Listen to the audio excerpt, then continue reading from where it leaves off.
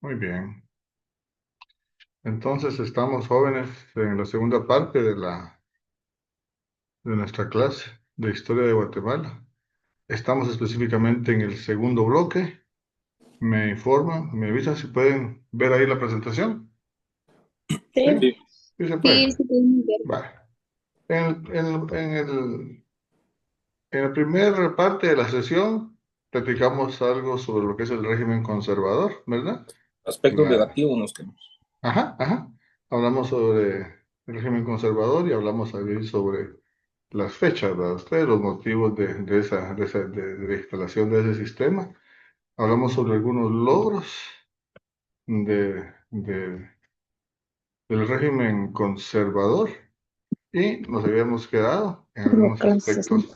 en algunos aspectos negativos. ¿Lo viste? Bien, la historia, pues para unos es positivo, para otros es negativo, depende del ángulo que se esté viendo, que se esté analizando la historia. Entonces, Esta es la cosa. pero bueno, lo positivo no podemos negar de lo que se inició con el proceso educativo. Por aquí está un micrófono encendido, por favor.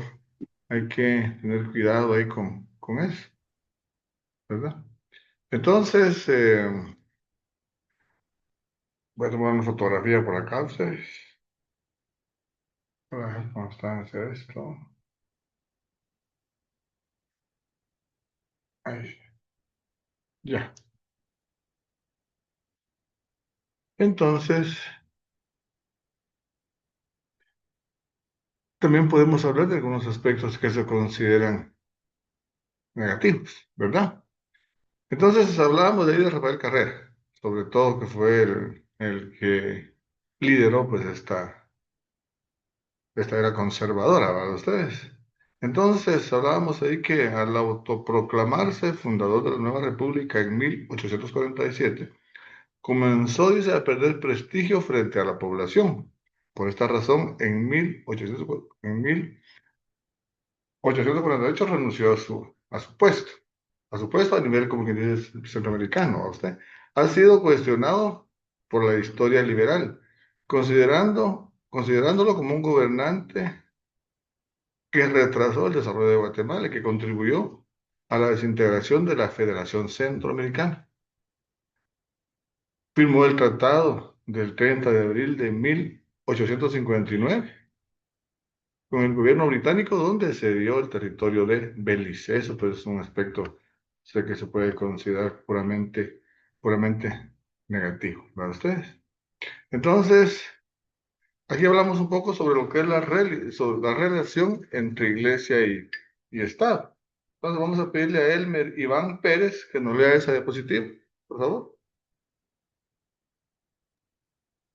Dice, sobre relación iglesia-estado. Así es, Iván. Permítame. Muchas personas de esa época decididamente Clerical, clerical, clerical, iglesia católico, ¿verdad ustedes? ah, sí, sí, sí, desaparecieron tras la reforma liberal de 1871. Ujú, Los, los asoleados, ujú. los serenos, los frailes y los terceros. Había una cantidad considerable de frailes y sacerdotes quienes llevaban los indumentarios características de sus respectivos órdenes. Lo que sucede es que la Iglesia Católica envió a varios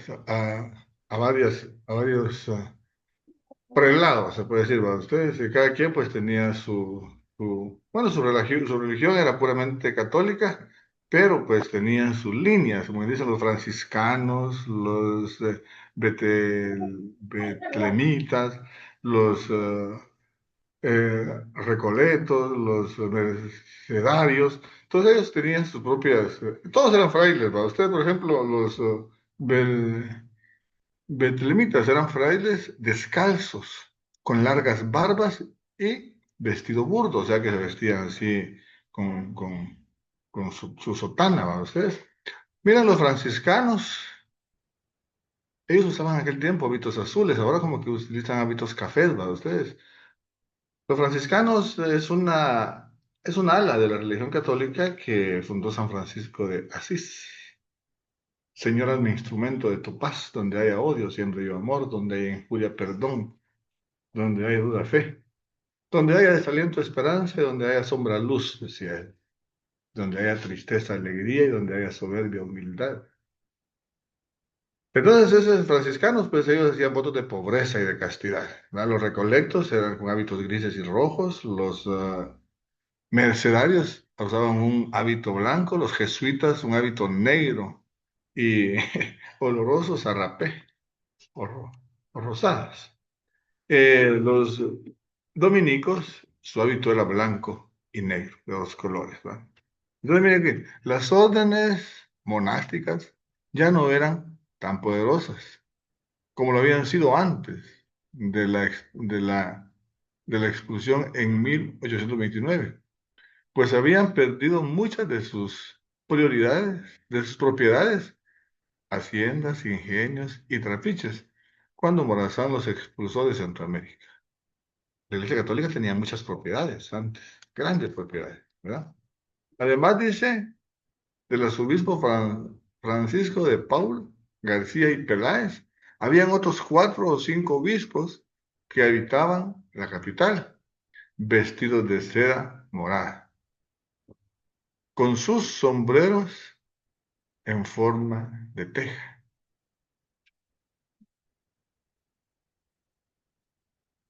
de los que pendían bordas, ¿no? Son como colgantes.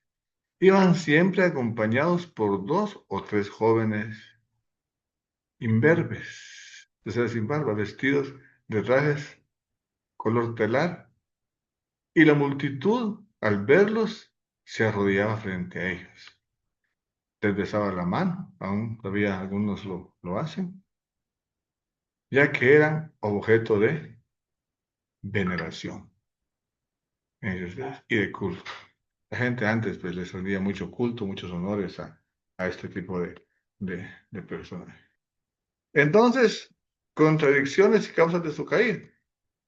Los autores liberales, como Alfonso Enrique Barrientos, describen así al gobierno del mariscal Serna. Un gobierno conservador y retrógrada mal organizado. Y peor, malintencionado. Piloteaba este país. Centralizado en los poderes, centralizando los poderes en Vicente Serna. Era un militar ambicioso, un militar, ¿va? Que no contento con ostentar el grado de general, se había autoascendido mariscal. En ese grado, pues no existía, ni existe en ninguna organización militar guatemalteca, pero él se autoproclamó, fíjense usted, mariscal.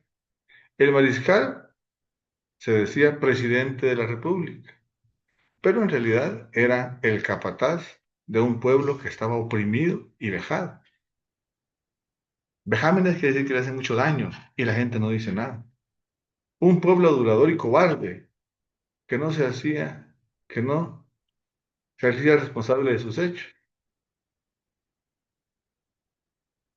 y que no se atrevía ni siquiera a decir al dictador que se retirara,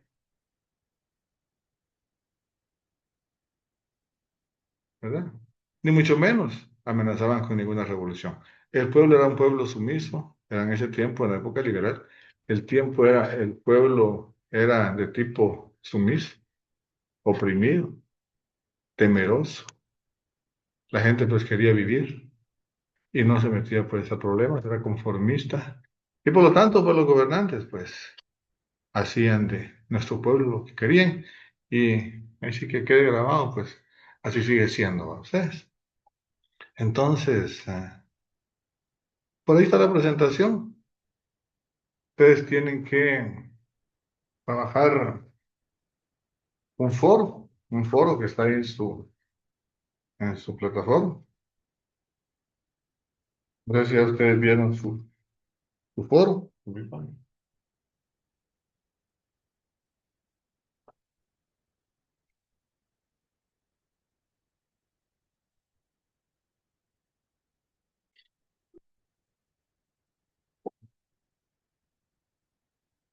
Hay un foro que ustedes pueden trabajarlo de una vez ahorita, ¿verdad? Leen la presentación, ahí está el documento también, sobre cuáles son los pros y cuáles son los contras, el pro y contras del régimen conservador. Eso es el foro, porque ustedes, igual que el sábado pasado, ustedes escriban. Hay un mapa conceptual con fechas, con gobernantes, ¿verdad?